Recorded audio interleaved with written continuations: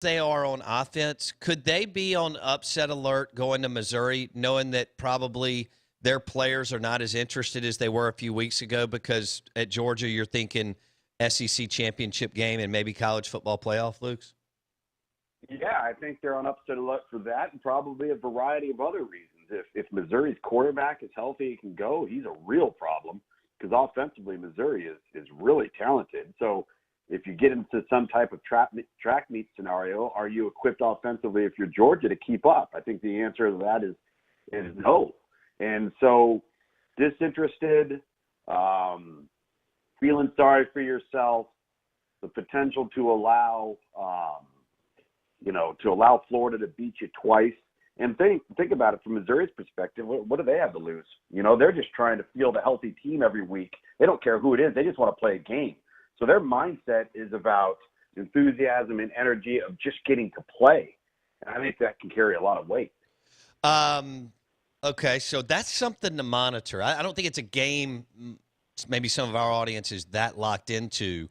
But Georgia at Missouri could be interesting in that you could all of a sudden, if you're not watching the game, you could pick up that game in the second half and go, whoa, what is going on? This thing is close. Blake, what do you have? Yeah, I want to know from somebody who doesn't watch enough Missouri yet. I've seen a little bit of what they do against LSU. Briefly, what is Drinkwitz running on offense? And, what, where do they stack up in the East, pecking order? Are they 3 or are they 2? I don't know what to do with Missouri. Well, the way South Carolina – well, I'll let Luce go. Go ahead, Tom. Well, no. I was going to say offensively, so Eli actually came up as a GA at Auburn under Gus Malzahn, then has some Boise State influence and also some air raid. So he's kind of thrown a couple of ingredients into his playbook where he's a little bit of a blend of everything, kind of similar to, what Lane and Sark have done, similar to what, Hugh Freeze and some of those guys have done and SMU is a great example of that right now. SMU is a blend of power run and air raid pass concepts. But if you're looking for kind of like the pecking order with Missouri, God, I mean, hard not to sit here and say that you wouldn't have them in the 3 to 4 range. I mean, it's either them or Kentucky. Sure. I mean, Tennessee's going down the drain. South Carolina's really struggling. Vanderbilt, we all know what's happening there. And so is there a huge cliff between Florida and Georgia and everybody else? From Florida and everybody else right now, I think there is. I don't know if there is from Georgia in terms of their ineptitude on offense. Okay, so if Georgia loses this game and knowing that he may not have a quarterback, this young kid, may develop into one, this could be some serious trouble for Kirby Smart going forward, considering after his first year, he was within 5 seconds of winning the national title. Yeah, I mean, listen, if you watched that game on Saturday and you've watched any of these games, the games that were big games that were won because of the quarterback, not with the quarterback, look at Clemson, look at Ohio State, look at Florida, Alabama. Georgia doesn't have a guy they can win because of. They have a guy they could win in spite of. And the problem is the players behind him. You've got Carson Beck, who's not – if you throw him into the wolves, you're asking for real trouble because he's also a guy that has zero mobility. That's not what Georgia needs right now. There's clearly a reason why JT Daniels hasn't played yet. He's either not cleared and 100% ready to go, or there's other problems because you're not going to just sit there and think that Kirby Smart's not trying to come up with a better option. The reality is he doesn't have one. And that's what he would be trading is a little bit of experience from an ill-equipped player in Stetson Bennett and a little bit of experience from probably an ill-equipped passer in Dwan Mathis for somebody that hasn't played. All right. So, pick your poison. Lesser of two evils. Well, I'm not going to be surprised if that game is really close in the second half on Saturday. Yeah, me neither. Tom Luginbill, National College Football Analyst, ESPN on the Out of Bounds Show. Let's go to South Carolina at Ole Miss. South Carolina embarrassed once again under Will Muschamp. So the Fighting Will Muschamps going to Oxford. Ole Miss is so much better on offense, better quarterback, and better play caller on the offensive side of the football. How do you see this one in Oxford? Ole Miss will have to screw it up. I mean, really, I think that's the state that we're in right now. Because when you look at South Carolina and you look at their losses and how they're losing games and the gap in terms of closeness of games, I mean, they went from 30-22 win against Auburn to blowout. All right, and I understand Texas A&M is one of the hottest teams in the league and maybe one of the hottest teams in college football. And now you've got to go on the road. Your morale is crushed. All right, you're not able to generate points on offense. How are you expected to keep pace? I think in order for South Carolina to win this game, Ole Miss is going to have to turn the football over multiple times. And then even if they did that, South Carolina is going to actually have to take advantage and put points on the board. And unless you gave them a short field, I don't know if South Carolina right now is equipped to do that. Now, we know that Ole Miss isn't a juggernaut of any sorts on defense, but do they need to be? Or do they just need to get one or two stops here or there, maybe get a turnover or two, even if it's something that's not forced? South Carolina is prone to give them one.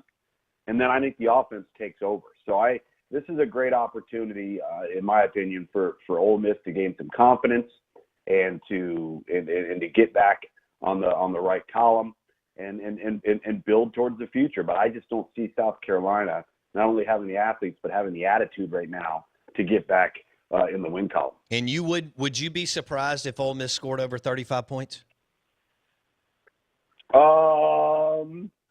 Well, let me say this. If they score 35 points, I don't think they're losing the game. Oh, no. So, yeah, I mean, how is South Carolina with their offense? LSU is terrible on defense. You can make an argument they're worse than Ole Miss. All right? And South Carolina scored 24 points. So I think 35 would win it if Ole Miss generates that on the board. Okay. How big a win was it for Florida and Dan Mullen, and not just the win, but the way they won last weekend over Georgia? Well, I think it's one of those hump games. It's a hurdle. It's one of those things you got to get over to take the next step in your program. They hadn't done it until this point, and it was so clear that they had the better team and that they were in control of the game, even early when it was kind of back and forth a little bit. You could tell Georgia on offense was not going to be able to last for the course of four quarters.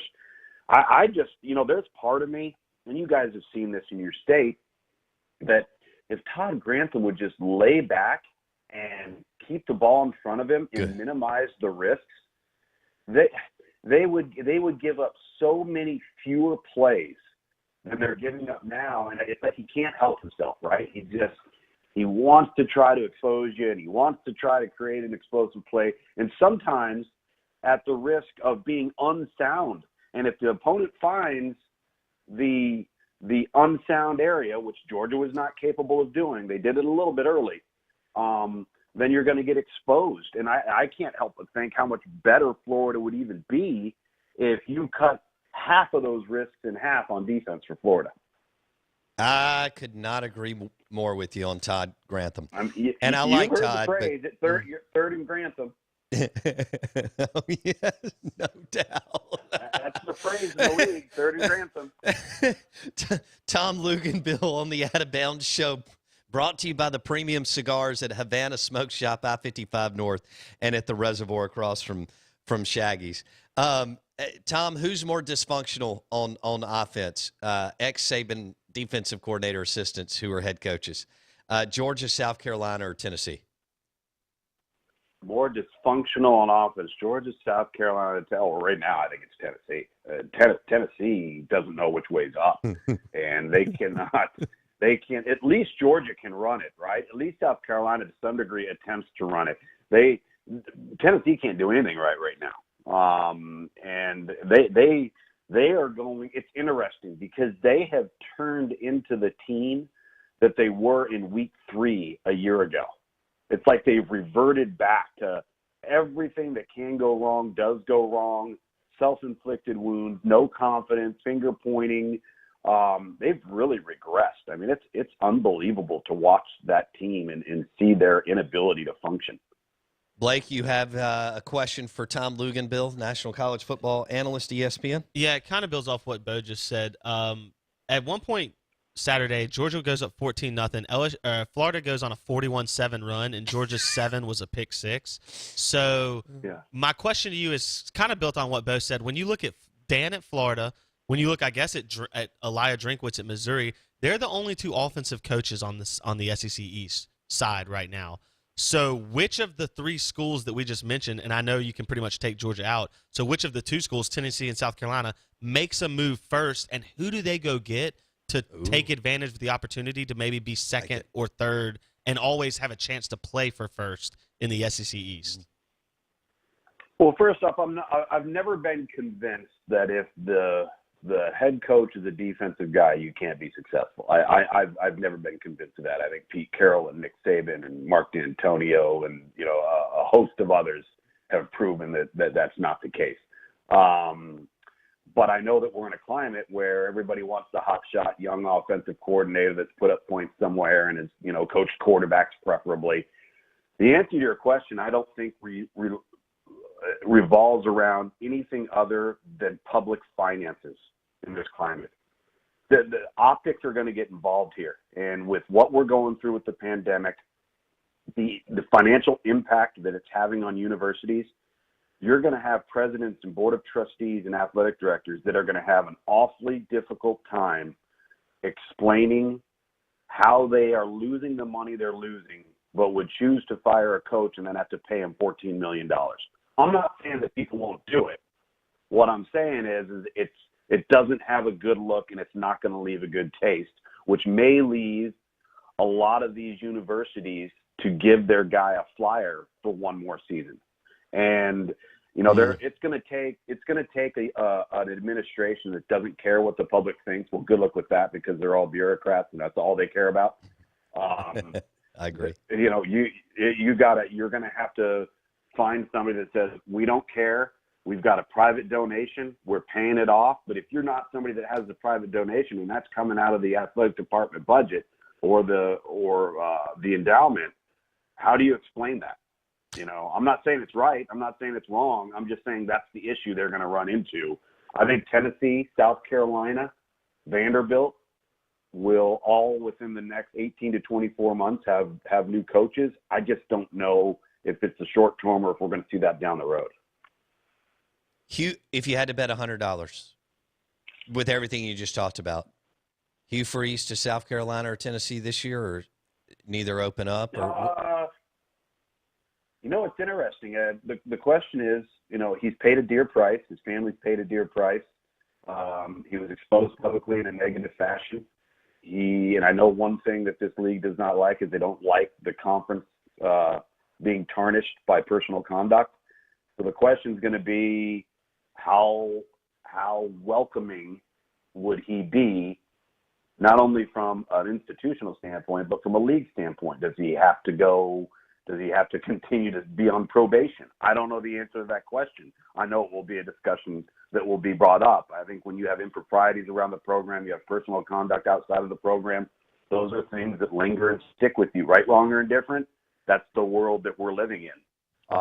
Would he be a great option? Absolutely, he'd be a great option. Because he's a good football coach, and I think he's a good recruiter. But there's other things that play there aside from just him.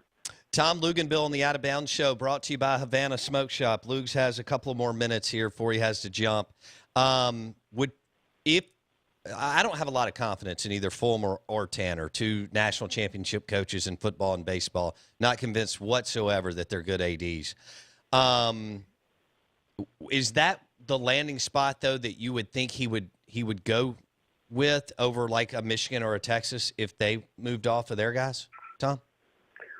Oh, I don't know. I'd say if a Michigan or a Texas comes open and you look at the rest of the conference, I think you would be finding yourself in a position to where you could actually compete for a conference championship year in and year out if you did it right. Is anybody convinced of that you could do that in today's climate at South Carolina and Tennessee? Hasn't been shown it could be in the last decade. Right. So, I think that those would have to be serious considerations for Hugh Freeze, because ultimately what you're trying to do is if you take a job you're taking a job and tasked with trying to win your conference. And if the path is a lot easier at other places at the Power 5 level, you're going to deeply consider that. Sure. Last one. Who are you more impressed with? Clemson, the way they played without Trevor, or Notre Dame beating Clemson Saturday night? Notre Dame, and for two reasons. It was the first time that we have seen them actually be able to compete in the trenches with a team that was superior to them. You know, in years past, going back to the 2012 national championship game, they've been outclassed when they play teams that are athletically superior. That wasn't the case the other night. And then secondly, it was the first time I saw Notre Dame win because of Ian Book, not with Ian Book. That guy played out of his mind. He had not had a performance like that against a top-level team. So those two things were what I came away really impressed with. There you go. Tom Luginbill with ESPN on the Coors Light guest line. Lugs, have a great weekend, buddy. Thanks, man. You too. Take care. Bye-bye. That hit was brought to you by Havana Smoke Shop. Great selection of premium cigars, I-55 North, and, of course, across from Shaggy's in the Reservoir area. Havana Smoke Shop, whether you're looking for La Flor Dominicanas, Fuentes, Liga Privadas, Olivas, Perdomos, they've got an awesome selection of cigars for your game day sticks or the golf course when you're heading to Dancing Rabbit Golf Club or Live Oaks Golf Club. Havana Smoke Shop, I-55 North, and, of course, Shaggy's at the Reservoir. We're live in the Bank Plus studio, Out of Bounds, 105.9 The Zone, ESPN. You're listening to WRKS. We're streaming live on the Out of Bounds radio app. And, Blake, I think now is a good time to go over what's going on tomorrow. You can still buy tickets at bowbounds.com for the Out of Bounds Fall Classic tomorrow, benefiting Extra Table, fighting hunger. Over 121,000 kids fight hunger in the state of Mississippi. And Extra Table, Robert St. John created Extra Table to fight hunger and end hunger in Mississippi, and that's where the dollars will go this year. We want to see you there. Buy tickets now at bowbounds.com. We also have a cool silent auction going on with a Josh Raggio custom duck call. And you can see that on our social media platforms and Josh's, and that's Raggio Custom Calls. But he made a special duck call for us for this event, made out of a Hunter Renfroe bat, Hunter Renfroe with the Tampa Bay Rays, who was an outstanding player at Mississippi State. So it's signed, it's cool. Right now, the bid is at $650, and we're hoping to get a lot more for our event. So if you're looking for a super cool duck call, jump on in. You can text me personally. You can DM us on Twitter or Facebook or Instagram, or you can DM or text Josh Raggio. And we're going to have some other prizes to give away for the par 3, the putting, and the cornhole competition too. So it's going to be a big, basically, Masters tailgating party. We'll see how much of the first round we get in, or they get in tomorrow. But we want to see you there. Go to bowbounds.com, buy some tickets, come out and celebrate with us tomorrow, 4 to 7. It's going to be at the Reed House at Live Oaks. And it's a beautiful, beautiful venue. Plenty of space, and plenty of space to social distance, too. Kyle and the team at Live Oaks did a great job with that venue. It's the Reed House at Live Oaks. Go to bowbounds.com, buy some tickets. If you can't go, we'll give them away. If you can't make it, if you're busy, you got kids stuff, or you're traveling with business, then we'll be happy to give away those tickets, but your donation and your generosity will be much appreciated. So bowbounds.com, we want to see these ticket sales go crazy today, and we'll take walk-ups too, by the way. I mean, we're going to sell them all the way to 4 o'clock tomorrow afternoon. Tomorrow afternoon, yeah. 4 to 7, come and go. Very, very casual, which is what we do. But it'll be very nice. The people that are putting this on for us are doing a great job. And, of course, the food's from Broad Street and Bravo. And the food is going to be amazing. Shout out to Jeff Good and Dan Blumenthal and everything that they do. So bowbounds.com for tickets, bowbounds.com for tickets. Love for you to buy a ticket or two, even if you can't make it. All the money goes to Extra Table. As you see when you click through it, the payment will go straight to Extra Table. We're live in the Bank Plus studio. More SEC and NFL football coming up next. Don't forget, Twitter handle @BoBounds, driven by the Continental Tires at 49 Tire in Richland, Mississippi.